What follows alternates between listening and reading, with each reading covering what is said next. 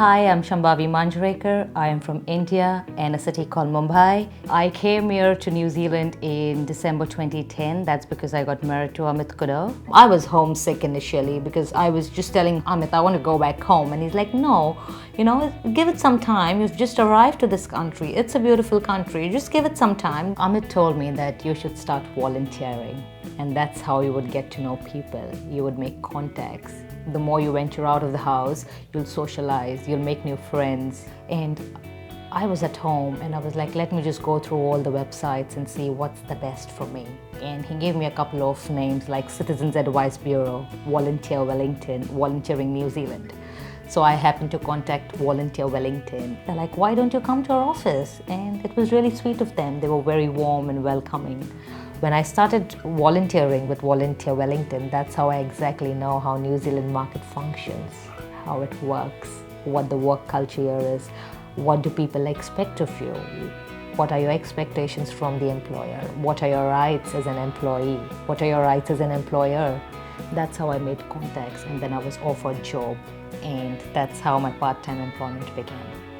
And then we moved to Auckland, and also Amit got a job here, he got promoted. That was the main reason to move to Auckland. When we moved to Auckland, I moved to Auckland with a 2-month-old baby.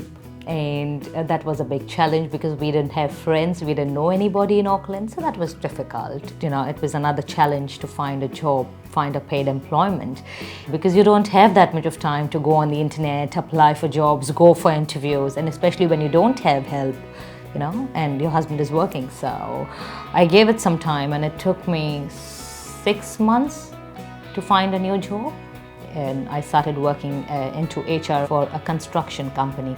I worked there for 9 months, and then the opportunity with the Salvation Army clicked, and I started working at the Salvation Army after 9 months. When I first started working here in New Zealand, what surprised me most was the morning teas and the tea breaks. We don't have that culture back home. We don't have standard hours of work like the way we have here. Like if you start work at 8, you finish work at either 4 or 5. If Amit and I were working back home, we would hardly get time to spend with each other. That's what my friends are facing back home. They're frustrated because they don't have enough time to spend with their partners or their families. I personally like the work culture here in New Zealand. I think because that just helps you balance your family life as well. And I think work-life balance is important.